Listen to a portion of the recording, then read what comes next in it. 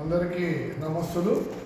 ఈరోజు మనం వేసవి సెలవుల్లో భాగంగా 38వ రోజు 38వ పద్యాన్ని నేర్చుకుంటున్నాం.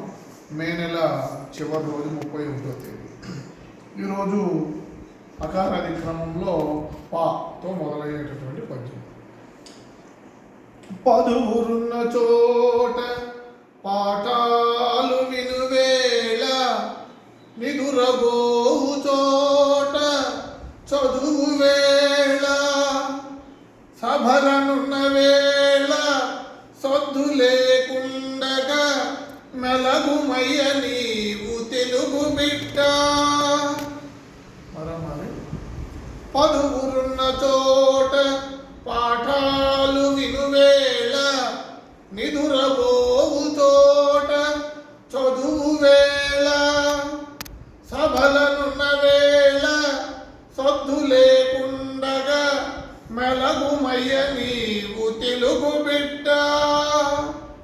దీని భావం అంటే మనం 10 మందిలో ఉన్నప్పుడు కానీ, పాఠాలు వినేటప్పుడు అంటే తరగతి గదిలో ఉన్నప్పుడు కానీ, ఇంట్లో ఎవరైనా నిద్రపోయే చోట కానీ, మనం చదివేటప్పుడు కానీ, ఇతరులు చదువుతూ ఉండేటటువంటి సమయంలో కానీ, ఎక్కడైనా సభలలో అంటే సమావేశాల్లో మీటింగుల్లో ఉండేటప్పుడు కానీ శబ్దం చేయకుండా మనం నిశ్శబ్దంగా ఉండవయ్యా తెలుగు బిడ్డ అని నార్ల చిరంజీవి గారు చెప్తున్నారు. అంటే ఎక్కడెక్కడ మనం నిశ్శబ్దంగా ఉండాలి? 10 మందిలో అంటే గుంపులో ఉన్నప్పుడు, పాఠాలు వినేటప్పుడు, నిద్రపోయేటప్పుడు, చదివేటప్పుడు, సమావేశాలు సభలలో ఉన్నప్పుడు శబ్దం చేయకుండా ప్రశాంతంగా ఉండాలి అని శతకకర్త తెలియజేస్తున్నారు. ఇప్పుడు నేను చెబుతాను, మీరు అనుసరించండి. పదువురున్న చోట పాఠాలు వినువేళ, నిదురగోవు చోట చదువు వేళ,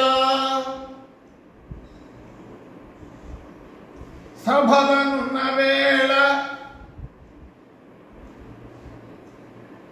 సొద్దు లేకుండగా, మెలగుమయ్య నీవు తెలుగు బిడ్డ.